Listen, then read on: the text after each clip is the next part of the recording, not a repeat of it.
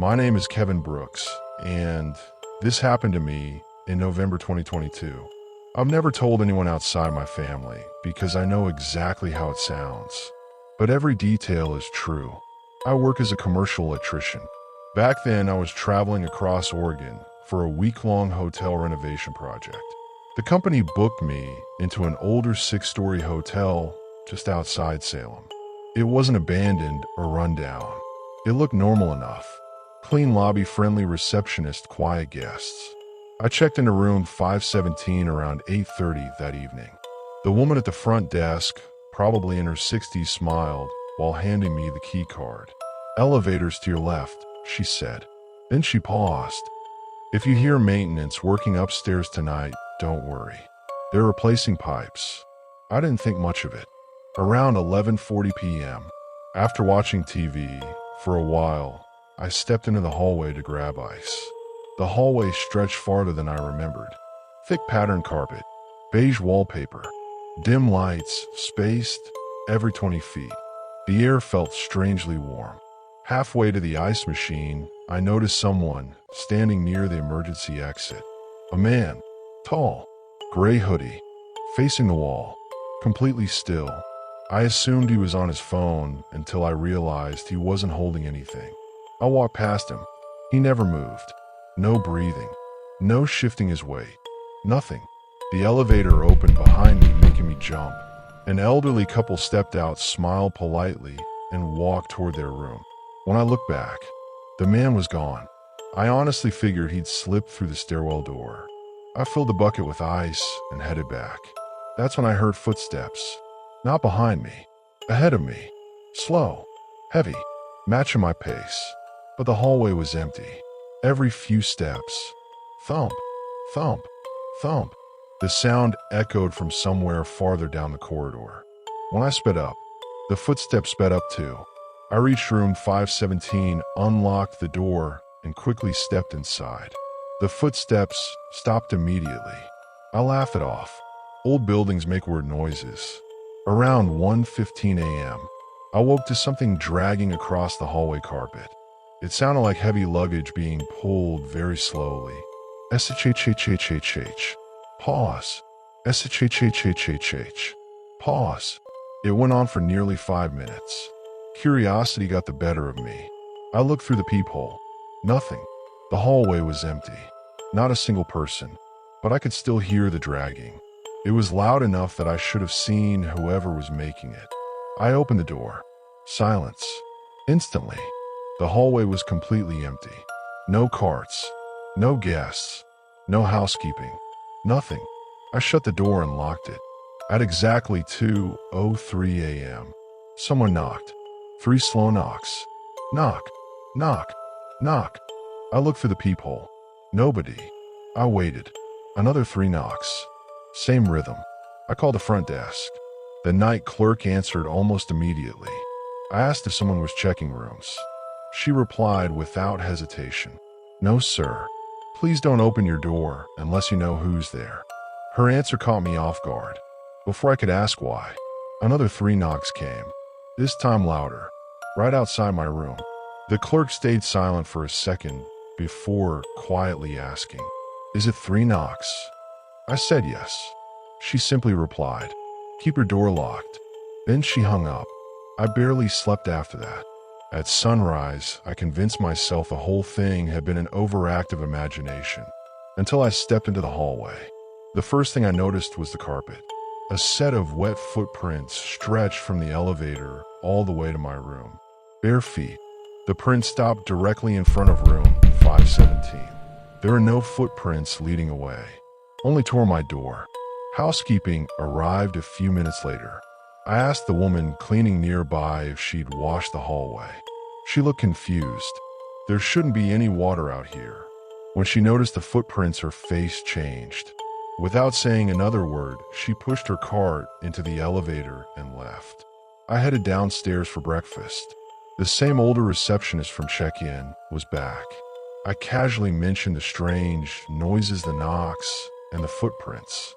She stared at me for several seconds. Then she quietly asked, "You stayed in 517? I nodded. She disappeared into the office and returned carrying an old maintenance binder. Inside were handwritten incident reports dating back years. Guests in room 517 had repeatedly complained about hearing footsteps in the hallway, invisible knocking, someone standing near the emergency exit, and dragging sounds outside their doors during the early morning hours. Different years, different guests, nearly identical descriptions. Then she told me something that made my stomach drop. About 12 years earlier, a guest had suffered a fatal medical emergency while walking down the hallway late at night. He'd apparently collapsed near the emergency exit. Several guests later reported seeing someone standing in a gray hoodie facing the wall. Security cameras never captured anyone there. The hotel never found an explanation. I checked out that afternoon. Before leaving, I asked to see the fifth-floor security footage from the previous night. The manager refused. He only said, "The cameras on that hallway stopped recording around 2 in the morning, exactly when the knocking started." A few weeks later, I received my company expense report. Attached was a receipt from the hotel. Something immediately caught my eye. According to the electronic lock records, my room door had never been opened between 9:02 p.m. and checkout. That couldn't be right. I had gone for ice. I had opened the door after hearing the dragging noise. I even looked into the hallway. Those entries should have appeared on the lock history. They didn't. Months passed before I finally searched online for reviews of that hotel. Buried among hundreds of normal comments were a handful of strange ones. One guest mentioned hearing 3 knocks every night. Another claimed someone stood near the emergency exit without moving. One review simply read, "If they assign you room 517, ask for another room."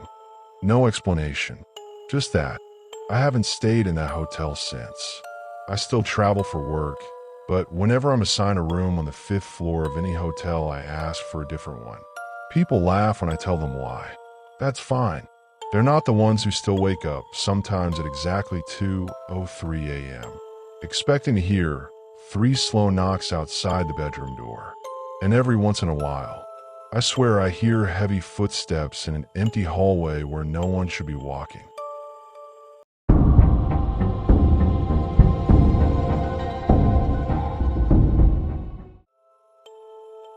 I traveled for work almost every week, so I got used to anonymous buildings, long carpeted hallways, and elevators that all smelled exactly the same. You stop paying attention after a while. 3 years ago, I was sent to Tulsa, Oklahoma to inspect equipment at a manufacturing plant. The company booked me into an older 7-story hotel on the edge of downtown. It wasn't abandoned or run down. It looked perfectly normal. Families were checking in. Business travelers filled the lobby. Nothing felt unusual. I checked into room 617 around 9:30 that night. The woman at the front desk smiled as she handed me my key card. "Elevators on your left." That was it. By the time I unpacked and grabbed dinner nearby, it was almost 11. The hallway on the 6th floor was strangely long. The lights weren't flickering, but they seemed dim enough that everything looked slightly gray instead of white. Thick burgundy carpet swallowed every footstep. Halfway to my room, I noticed someone standing near the ice machine. An older man, gray sweater, hands behind his back. He wasn't doing anything, just standing there. I gave him a polite nod. He didn't react. I figured he was waiting for someone. Inside my room, I watched TV for an hour before going to sleep. Around 2:17 a.m., I woke up. At first, I thought someone had slammed a door. Then I heard it again. 3 slow knocks. Not on my door. Somewhere farther down the hallway. Knock, knock, knock. Silence. About 30 seconds later, another 3 knocks. Same rhythm, like someone was walking from room to room. I looked through my peephole. The hallway was empty. I stayed there almost a minute. Nothing. Eventually, I laughed at myself, crawled back into bed, and tried sleeping again. 5 minutes later, knock, knock, knock. This time it sounded closer. Curiosity got the better of me. I opened my door.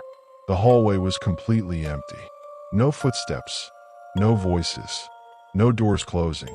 Just silence. Then I noticed the older man again. He was standing at the far end of the hallway. Same gray sweater. Same posture. Completely motionless. He had to be almost 80 feet away. I couldn't even make out his face. I called out, "You okay?" Nothing. No answer. He simply turned and walked around the corner.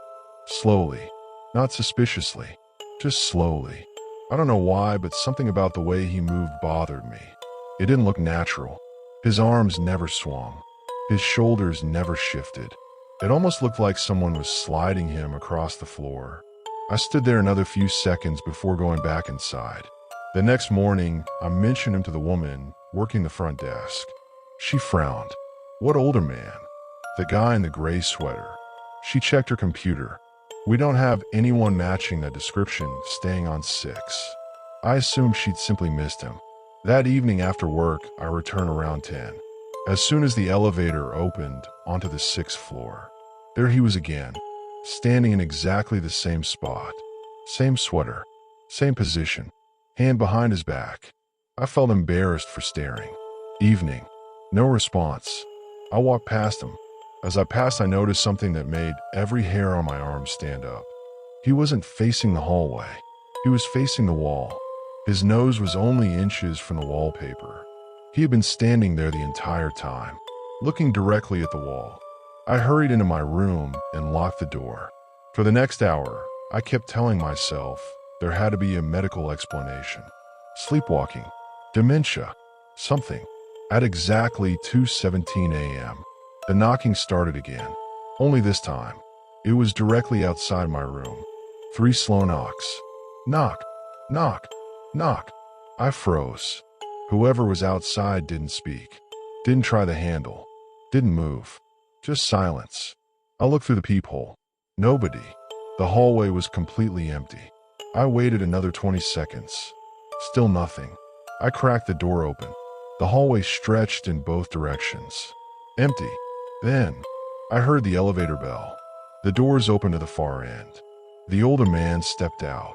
I stared confused. That made no sense. If he had just come from the elevator, who knocked on my door? He never looked at me.